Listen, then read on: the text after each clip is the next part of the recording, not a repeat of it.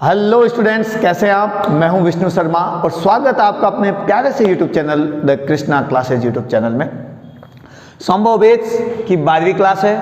हमारा chapter motion in a straight line चल रहा है, जहां लगभग ये कवर होने को आ गया है। 2 या 3 क्लासों का चैप्टर और बचा हुआ है, वो भी मैंने इसलिए ले रखा है क्योंकि मैंने टुकड़ों में आपके लिए इम्पोर्टेंट क्वेश्चंस के साथ में, इम्पोर्टेंट कॉन्सेप्ट के साथ में, कुछ स्पेशल मंत्राज के साथ में वीडियो को एक स्पेशल फॉर्म में, एक सिस्टमेटिक मैनर में आपको टुकड़े में दिया है, ताकि आपको पढ़ने में जोर ना आए और साथ ही साथ में आप अपने टेक्स्ट बुक के सारे क्वेश्चंस कर सके। और इसी स्टेप में हम आगे बढ़ते हुए आज की क्लास में पढ़ेंगे मोशन अंडर ग्रेविटी। बड़ा ही शानदार टॉपिक है, बड़ा ही धुआंधार टॉपिक है, बड़ा ही मजेदार टॉपिक है और सबसे बड़ी बात most very most important topic है, क्योंकि यहां से न्यूमेरिकल बनेगा, कॉन्सेप्ट बनेगा, ग्राफ में भी बनेगा, प्रोजेक्टाइल मोशन में भी बनेगा, रोटेशनल मोशन में भी बनेगा, फ्लूइड्स में टोरिसेली का लॉ आता है वहां पे भी बनेगा, यानी बर्नौली थ्योरम में भी बनेगा। बहुत जगह होने वाला है सब कुछ।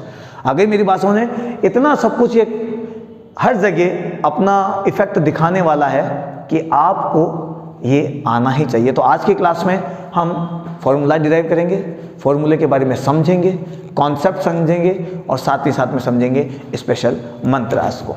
आगे मेरी बात समझ में चलिए। इसके अलावा आज मैं थोड़ा सा पहले आपका 2 मिनट लेना चाहूँगा, थोड़ा सा रिक्वेस्ट आपसे कि हमारे यानी आपके और मेरे जो हमारे ये चैनल है जिसके थ्रू हम जुड़े हुए हैं, उस चैनल पे 1K सब्सक्राइबर पूरे होने वाले हैं। तो मेरे सभी सब्सक्राइबर जो मेरी फैमिली है उन सभी को तहे दिल से धन्यवाद।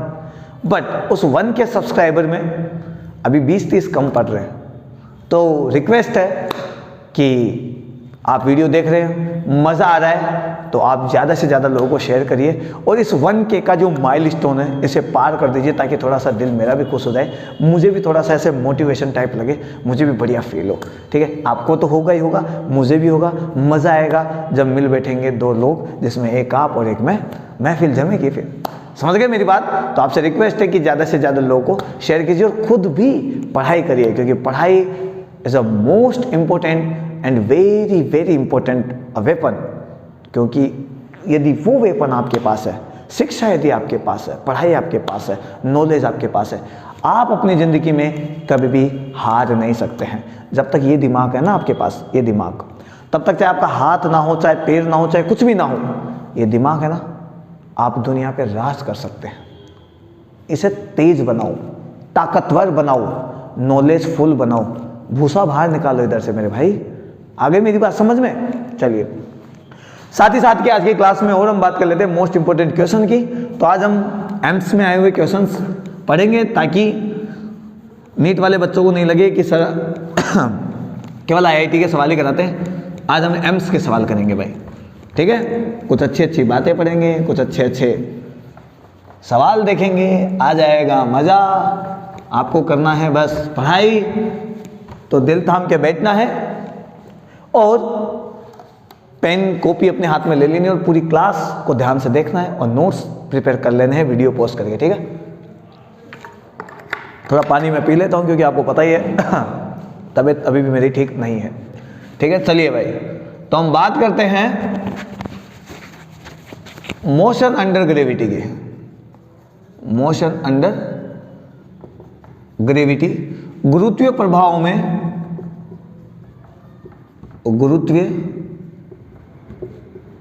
प्रभाव में गति।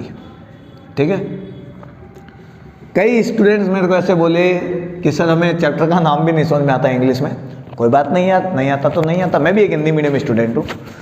मैं कहाँ भाग रहा है, हाँ, मैं भी एक हिंदी मीडियम स्टूडेंट हूँ, कोई प्रॉब्लम नहीं, मैं यहाँ पर लिख देता हूँ। ठीक है, आपको समझ में आ जाए। तो आज बात करते हैं हम मोशन अंडर ग्रेविटी के अंदर पहले कॉन्सेप्ट की। पहले हम बात करेंगे जमीन से ऊपर जाने की, फिर हम बात करेंगे ऊपर से नीचे आने की। आगे मेरी बात समझे, ध्यान रखना भाई। ठीक है, चलिए, तो यहाँ हम बात करें, मैं इधर से नहीं, इधर से नीचे से बात करता हूँ सबसे पहले, और कुछ इंपॉर्टेंट फैक्ट्स, कुछ इंपॉर्टेंट बातें भी मैं आपको बता देता हूँ। यह है यहाँ पर माश टिंकूराम, माश टिंकूराम, टिंकूराम क्रिकेट का बड़ा शौक है इन्हें, ठीक है। तो ये कैच कैच खेल रहे थे, कैच कैच सीख रहे थे, तो इन्होंने अपनी बॉल को ऊपर फेंका, ऊपर फेंक दिया। बॉल का मास मैंने अभी नहीं लिया है, मास मैंने नहीं लिया है, ठीक है। और बॉल की स्पीड है u, और इसे ये फेंकना चाहते हैं इस हाइट पे, मैं यहां ले लेता हूं इस पॉइंट पे, जो कि इनसे h हाइट पर है। अब हमें डायरेक्ट फॉर्मूलाज जो याद रखने हैं वो हम यहां से निकालेंगे, ठीक है। तो जब ये इन्हें ऊपर फेंकेंगे, तो जब ये ऊपर पहुंचेंगे, बॉल को ऊपर फेंकेंगे, तो जब ये बॉल ऊपर पहुंचेगी तो बॉल धीरे धीरे धीरे धीरे ऊपर जाएगी और इसकी स्पीड धीरे धीरे कम होती जाएगी। क्यों होती जाएगी? क्योंकि जो एक्सीलरेशन है, जो त्वरण है, वो नीचे की तरफ लगेगा, और वो त्वरण होगा स्मॉल जी, क्योंकि धरती माता गेंद को नीचे की ओर खींचेगी, धरती माता गेंद को नीचे की ओर खींचेगी, इधर नीचे की ओर फोर्स लगेगा, और गेंद को तुमने धक्के दे के ऊपर भेजा है, ऊपर फेंका है ना, टिंकू राम ने ऊपर फेंका है। मैं लिख देता हूं टिंकू राम, भाई कोई टिंकू भैया हो तो बुरा मत मानना भाई, ठीक है। टिंकू राम ने गेंद को ऊपर फेंक दिया है, और अब दिक्कत यह है कि बॉल ऊपर जाए जा रही है, जाए जा रही है, बट बॉल की स्पीड सेम नहीं है। तो बॉल की स्पीड के साथ क्या हो रहा है भाई? बॉल की स्पीड के साथ ये हो रहा है कि बॉल की स्पीड कम हो रही है। क्यों? क्योंकि मैंने आपको बताया था कि जब वेलोसिटी और एक्सीलरेशन सेम डायरेक्शन में होता है तो स्पीड हमेशा बढ़ती है। बट मैंने आपको बताया था कि वेलोसिटी और एक्सीलरेशन दोनों अपोजिट डायरेक्शन में होते हैं तो वेलोसिटी डिक्रीज होती जाती है, कम होती जाती है। लेकिन यदि वेलोसिटी और एक्सीलरेशन सेम डायरेक्शन में होते हैं तो वेलोसिटी बढ़ती जाती है, बढ़ती जाती है, बढ़ती जाती है। यानी स्पीड का बढ़ना, वेलोसिटी का बढ़ना इस बात पे डिपेंड करता है कि एक्सीलरेशन का डायरेक्शन किधर है। यदि वेलोसिटी के साथ एक्सीलरेशन का डायरेक्शन है तो वेलोसिटी बढ़ेगी, और यदि वेलोसिटी के अपोजिट डायरेक्शन है एक्सीलरेशन का तो वेलोसिटी घटेगी। अरे भाई स्पीड या वेलोसिटी यानी वेग या चाल, कुछ भी समझ लो, यदि इसकी दिशा इधर है और एक्सीलरेशन यानी त्वरण की दिशा भी इधर है तो स्पीड की वैल्यू आपकी बढ़ने वाली है। बट यदि एक्सीलरेशन का डायरेक्शन अपोजिट है तो वेग की वैल्यू, चाल की वैल्यू आपकी घटने वाली है, स्पीड या वेलोसिटी कम होने वाली है। मैंने आपको ये बात बताई थी प्रीवियस क्लासेस में। तो यदि आपने वहां ध्यान से नहीं सुना है या वो क्लास मिस किए तो पहले वो क्लासेस आप ज्वाइन करो, क्योंकि अब धीरे धीरे हम जैसे जैसे आगे बढ़ेंगे वैसे वैसे सभी का मिला जुला कॉन्सेप्ट आने वाला है। तो यदि पीछे का कुछ छूट गया तो अभी आपको समझ में नहीं आएगा या आपके साथ दिक्कत होने वाली है, फिर लास्ट में आपको रटना पड़ेगा। आज की क्लास और नेक्स्ट क्लास दोनों ही मोशन अंडर ग्रेविटी में चलने वाली है, यानी दो क्लासेज इसमें लगेगी जहां मैं आपको मोस्ट इंपोर्टेंट मंत्राज यानी ट्रिक्स, स्पेशल कॉन्सेप्ट और स्पेशल सवाल भी बताने वाला हूं, ठीक है। चलिए, यू ऊपर की साइड है, जी नीचे की साइड है, तो यू की वैल्यू धीरे धीरे घटेगी क्योंकि दोनों अपोजिट डायरेक्शन में है। गेंद ऊपर जा रही है, धरती माता गेंद को नीचे की ओर खींच रही है, और जब गेंद ऊपर जाएगी तो धीरे धीरे स्पीड कम होती एक जगह जाके गेंद रुक जाएगी। गेंद ने गति करना बंद कर दिया है, गेंद देख रही है हो क्या रहा है मेरे साथ। यहां पर फाइनल वेलोसिटी हो गई है 0।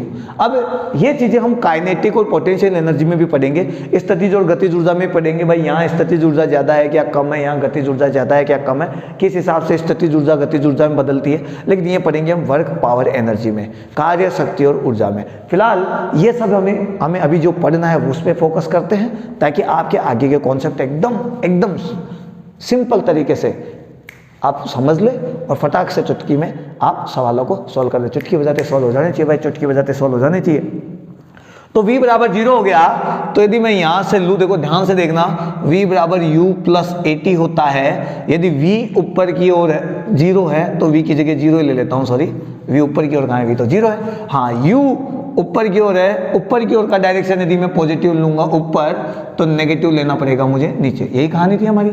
चलिए, u को मैं पॉजिटिव लेता हूं, एक्सीलरेशन यहां पर g है जो मुझे नेगेटिव लेना पड़ेगा, ये मैं t ले लेता हूं, इसको मैं घुमा के यहां ले आता हूं, gt बराबर u हो जाएगा और t इक्वल हो जाएगा u अपॉन में g।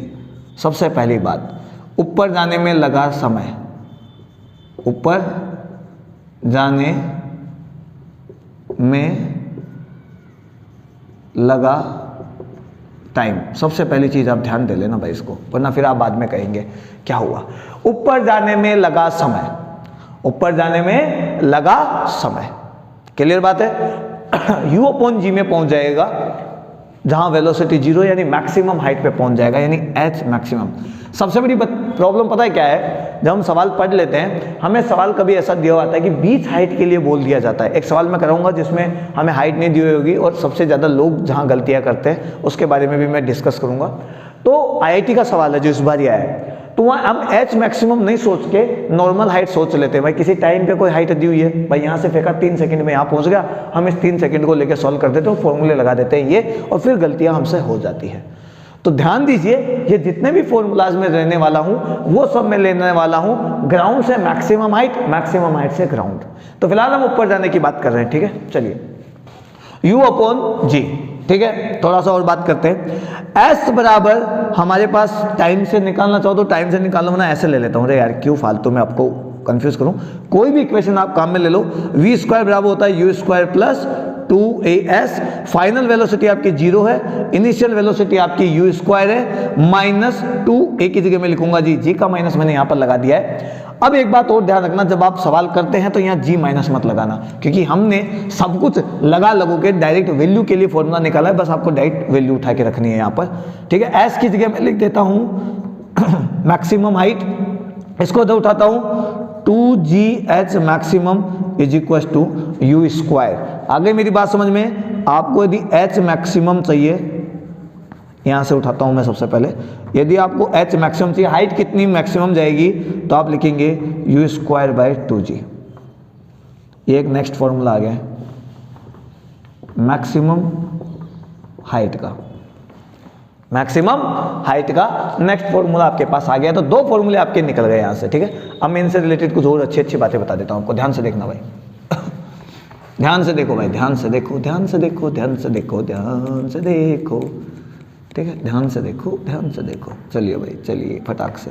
अरे रे रे, ये डायग्राम तो मैंने गलत कर दिया, मुझे तो हटाना ही नहीं था, मुझे केवल ये फॉर्मूला, ये बीच की डेरिवेशन सतानी थी और फॉर्मूला को मेरे को यहाँ पे रखना था, लेकिन अब गलती कर दी। चलिए मैं एक बार दोबारा सा बना देता हूँ यहाँ पर, ठीक है। ये आपकी एक हाइट है, ये लो, इस हाइट का जो नाम है वो है h मैक्सिमम, जी आपका नीचे आ रहा है, ठीक है भाई। और फाइनल वेलोसिटी आपकी हो गई है 0, और यहाँ पर आपके पास है गेंद, और ये गेंद थोड़ी सी टेंशन में कि इसके साथ हुआ क्या है, कभी से ऊपर फेंका जाता है, कभी से नीचे फेंका जाता है। तो आपके पास, हम आज बात करें अभी ऊपर जाने की, तो ऊपर जाने के केस में ऊपर जाना, ठीक है। अब तो समझ जाएंगे, अरे मैसेज की तो आदत पड़ी हुई है ना, मैं हमारी बाबू सोना को मैसेज ऐसे तो करते हैं हम, ठीक है। चलिए तो देखो, टाइम का फॉर्मूला तो आएगा u अपॉन में g, ये लीजिए भाई, और मैक्सिमम हाइट जो आएगी आपकी उसका फॉर्मूला h मैक्सिमम ये रहा आपका, और मैक्सिमम हाइट का फॉर्मूला आएगा u स्क्वायर बाय 2g।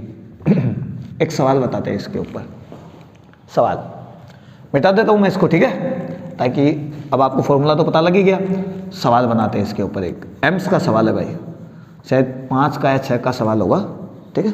अभी चेक कर लेते हैं फटाक से, लेकिन उससे पहले मैं कुछ अच्छी बातें आपको 2 बातें बता देता हूँ। देखो, जो टाइम है वो डायरेक्टली प्रोपोर्शनल है u के, ठीक है। अरे भाई g तो कांस्टेंट है, हटा दो, तो टाइम जो है वो डायरेक्टली प्रोपोर्शनल है, समानुपाती है u के, यानी आप t1 बाई t2 का रेशियो निकालेंगे तो आपके पास आएगा u1 बाई u2। 2 अलग अलग ऑब्जेक्ट के लिए यदि आप ऊपर जाने के लिए यानी मैक्सिमम हाइट पे पहुंचने के लिए टाइम का रेशियो निकालना चाहते हैं, तो वो रेशियो उनकी स्पीड के रेशियो के बराबर आएगा, उनकी वेलोसिटी के रेशियो के बराबर आएगा, ठीक है। चलिए, वैसे ही यदि मैं h मैक्सिमम की बात करूं तो h मैक्सिमम में देखो 2 और g ये तो कांस्टेंट है, तो ये हट जाएंगे, आपके पास केवल u स्क्वायर बचेगा, यानी आपका जो u स्क्वायर है, ध्यान से देखो भाई, u स्क्वायर के डायरेक्टली प्रोपोर्शनल होता है h मैक्सिमम। तो यदि आप h1 और h2 का रेशियो निकालना चाहते हैं तो ये आपका बनेगा, मैं इक्वल टू में ले लेता हूं, इक्वल टू में लूंगा तो ये बनेगा u1 एंड u2 का स्क्वायर का रेशियो, u1 का स्क्वायर u2 का स्क्वायर, इनका रेशियो, यानी मैं इसे लिख सकता हूं u1 बाई u2 का होल स्क्वायर। यदि आप स्पीड का हाइट के साथ रेशियो लेना चाहते हैं, यानी आपको स्पीड दी हुई आप हाइट निकालना चाहते हैं, तो आप इस स्क्वायर को उठा के इधर ले आओ, तो आप रूट में लिख सकते हो h1/h2 इक्वल्स टू u1/u2। ये लीजिए भाई, कंप्लीट। बताओ कहाँ दिक्कत आई? हाइट निकालना चाहते हैं तो स्पीड का स्क्वायर कर दीजिए, रेशियो निकाल कर स्क्वायर कर दीजिए, या फिर दोनों का अलग अलग स्क्वायर लेके रेशियो निकाल दीजिए। एक ही बात है, दोनों का अनुपात कैसे निकाल लो, स्क्वायर करके अनुपात निकाल लो, या दोनों का अनुपात लेके स्क्वायर निकाल दो, एक ही बात है। लेकिन यदि आपको स्पीड के हिसाब से स्पीड दी हुई है और हाइट चाहिए तो आप फिर ऐसे निकालेंगे, हाइट दी हुई है स्पीड चाहिए तो ऐसे निकालेंगे। नहीं समझे? चलो मैं एक बार बता देता हूँ। स्पीड दी हुई है, हाइट निकालनी है या हाइट का अनुपात निकालना है तो आप ऐसे निकालेंगे इस फॉर्मूले को लेकर।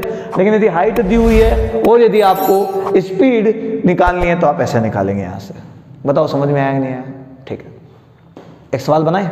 ठीक है, तो यहाँ पर मैं रेशियो और लिख देता हूँ। देखो T1/T2 का रेशियो आएगा U1/U2।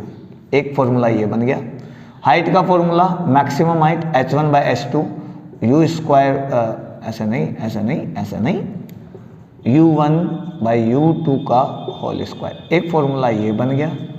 ठीक है, टिंकू नाम का नाम अब मिटा देते हैं, आपको तो याद ही हो गया होगा, टिंकू। और यदि मुझे U1/U2 का रेशियो चाहिए तो मैं रूट में लूंगा h1/h2। देखो कितने फॉर्मूले निकल के आ गए यहाँ से। ये सभी फॉर्मूले आपको अब याद हो जाने चाहिए। ठीक है, निकालना मैंने बता दिया आपको। एक अच्छा सा सवाल लेते हैं भाई ताकि आप भी याद रखोगे कि क्या ही हो रहा है, क्या हो रहा है भाई, क्या हो रहा है। एम्स का सवाल है, AIIMS, एम्स ऐसे कुछ स्पेलिंग है ना एम्स की। ठीक है, एम्स की। ठीक है, एम्स का है ना? हाँ एम्स का ही होगा शायद। ठीक है, हाँ एम्स का ही है सवाल। चलो जगह भर जाएगी लेकिन मेरे पास जगह कम है तो मैं नाम तो हटा देता हूँ। एम्स का सवाल है, शायद 2005 का सवाल है। और वहाँ पर दिया हुआ है कि मैं एक चीज़ ऐसे बता देता हूँ आपको। ये एक गेंद है, ये एक गेंद है जिसका मास है m1, जिसका मास है m1। ठीक है, और इस गेंद को हमने u1 स्पीड से फेंका है। सेम एक और गेंद है m मास की, और इस गेंद को मैंने u2 स्पीड से फेंका है। ये h हाइट पर जाता है। ठीक है, ये 3h हाइट पर जाती है गेंद। यदि टिंकू एक गेंद को u1 स्पीड से फेंके तो ये h हाइट पर जाती है। भाई यहां तक पहुंच गई। ठीक है, यदि टिंकू को तिगुनी हाइट पर फेंकनी है, एक गेंद जिसे u2 स्पीड से फेंकेगा तो तिगुनी हाइट पे जाएगी। तो बताओ u2 और u1 में क्या रिलेशन है? u2 और u1 में क्या रिलेशन है? यानी आप गेंद को फेंकते हो ऐसे और वो किसी हाइट पर चली जाती है, उसके बाद आप उस गेंद की स्पीड बढ़ाते हो और जोर से फेंकते हो। जब वो और जोर से ऊपर जाती है तो वो 3 गुना हाइट पे चली जाती है, पहले से 3 गुना हाइट पे चली गई है। तो बताओ उसकी स्पीड कितनी थी? ये हमें पूछा गया है। तो ध्यान से देखना, u1 और u2 के हिसाब से यदि हम चले तो हमारा रेशियो होता है, यहां पर देख लो फटाक से, h1/h2। 2005 का सवाल है ये, h1/h2। यदि मैं u1/u2 लिखूं तो यहां पर h1 की जगह मैं h लिख दूं तो यहां पर देखो हाइट कितना गुना हो गई है? 3h गुना हो गई है। सिंपल सी बात है, h से h कट जाएगा और हमारे पास u1/u2 का रेशियो आ जाएगा 1/3, 1/3 का रूट। ध्यान से देखो, मैं यहाँ पे लिखूँ u1/u2, 1 का रूट तो 1 ही होता है लेकिन 3 का रूट √3 हो जाएगा।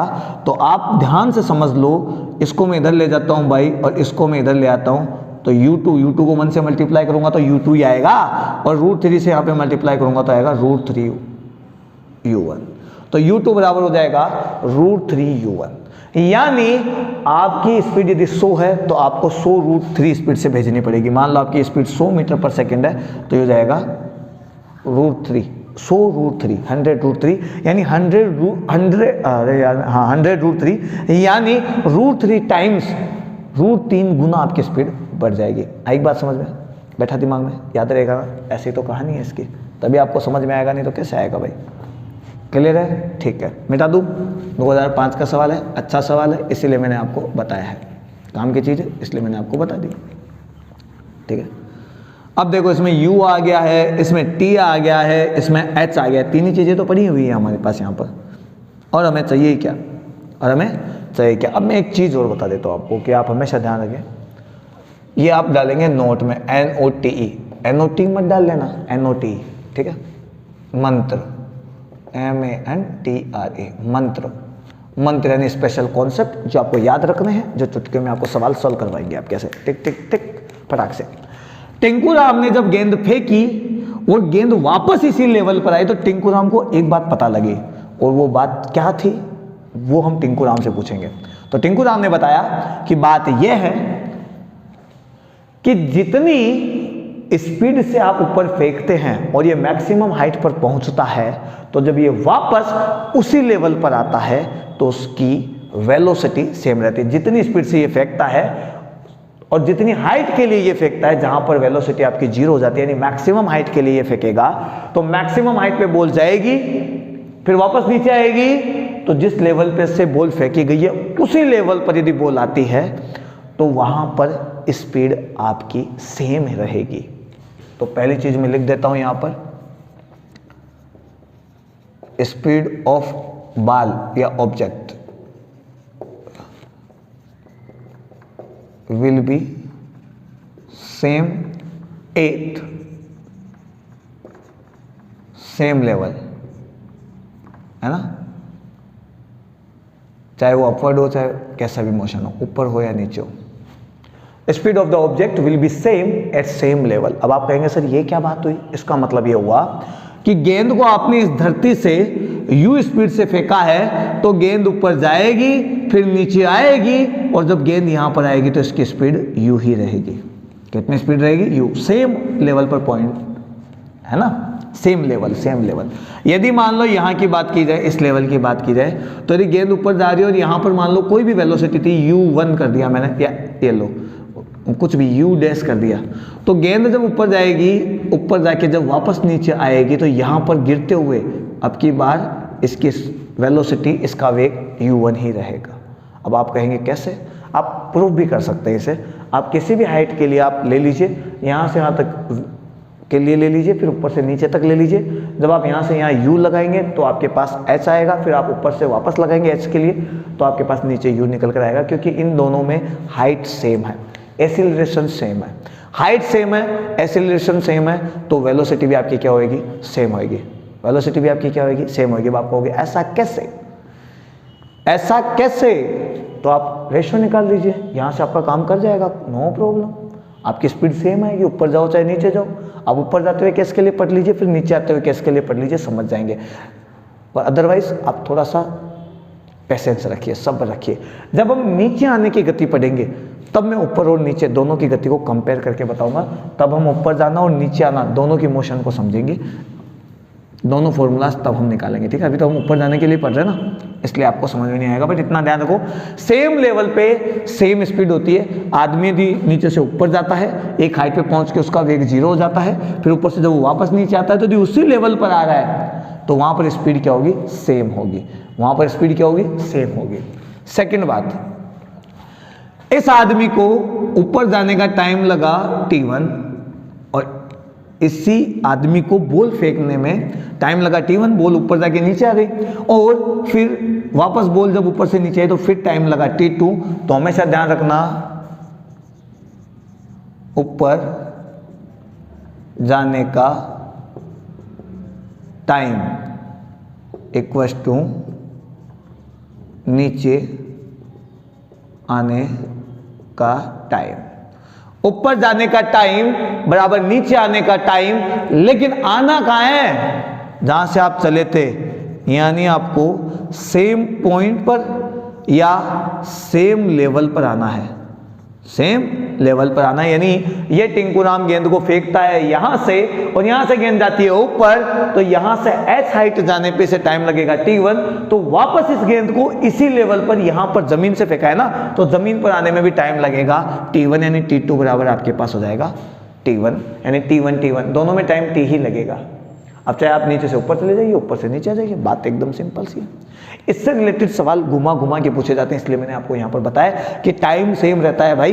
कहने का मतलब है ये एक पानी की बोतल है और मैंने इस बोतल को फेंक दिया ऊपर और ये एक हाइट पर चली गई और एक हाइट पर जाके रुक गई। अब बोतल वहां से वापस नीचे आई, जमीन पर आने में इसे लगा 10 सेकंड, तो इसका मतलब इसे ऊपर जाने में भी लगा था 10 सेकंड। पहली चीज, यदि मैं इसे फेंकूं ऊपर 10 की स्पीड से, तो बॉल यानी ये बोतल जब वापस घूमकर यहाँ गिरेगी, मेरे हाथ में आएगी, तो वापस 10 मीटर पर सेकंड से आएगी। ठीक है, तो बोतल को ऊपर फेंका तो जितना टाइम ऊपर लगा ऊपर जाने में, उतना ही टाइम नीचे आने में लगेगा, सेम लेवल पर। लेकिन ध्यान रखना, लेवल सेम होना चाहिए, लेवल सेम।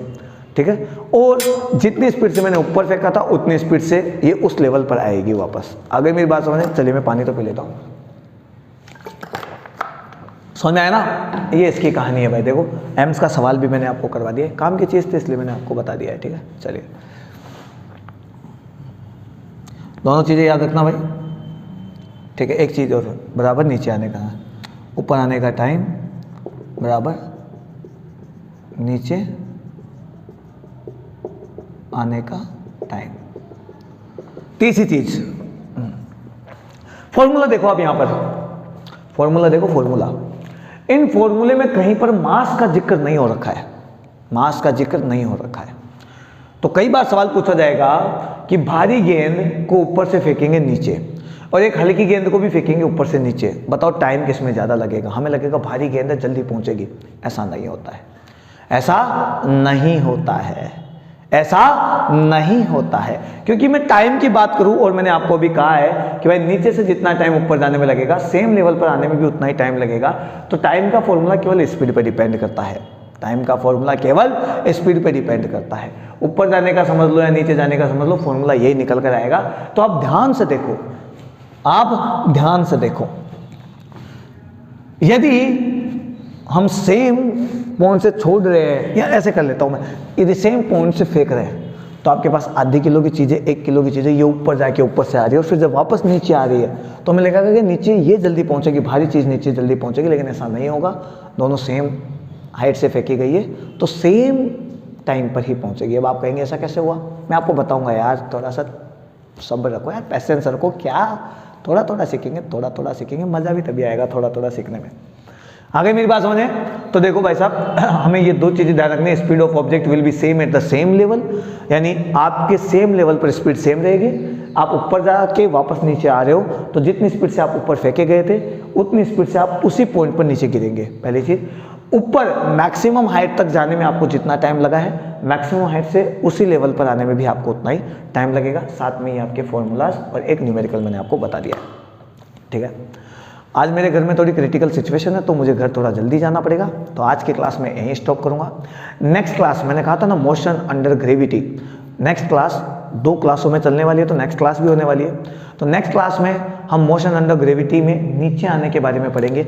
साथ ही साथ नेक्स्ट क्लास में ही मैं आपको कुछ इंपॉर्टेंट क्वेश्चंस कराने वाला हूं, इसलिए मैंने आज की क्लास ज़्यादा लंबी खींची नहीं, क्योंकि थोड़ा आज थोड़ा कल पढ़ेंगे और फिर न्यूमेरिकल करेंगे तो दिमाग खराब हो जाएगा। कुछ कॉन्सेप्ट को कल पढ़कर और उसी कॉन्सेप्ट से रिलेटेड न्यूमेरिकल पढ़ेंगे तो अच्छा लगेगा हमें भी और सवाल भी समझ में आएगा। ठीक है, तो नेक्स्ट क्लास में मिलेंगे, जब तक के लिए आप आज्ञा दीजिए। ठीक है, लेकिन हाँ, मैं तो एक चीज़ भूल ही गया, मैंने कहा ना आपको, हमारे 1K सब्सक्राइबर होने वाले, 1K फैमिली कंप्लीट होने वाली है। इस फैमिली में आप 2-4 मेंबर बढ़ाने में अपना योगदान दीजिए, शेयर कीजिए, अच्छा लगे तो लाइक कीजिए। ठीक है, और पढ़ते रहिए। ठीक है, तो आज्ञा दीजिए, मिलते हैं नेक्स्ट क्लास में, जब तक के लिए जय हिंद, जय भारत।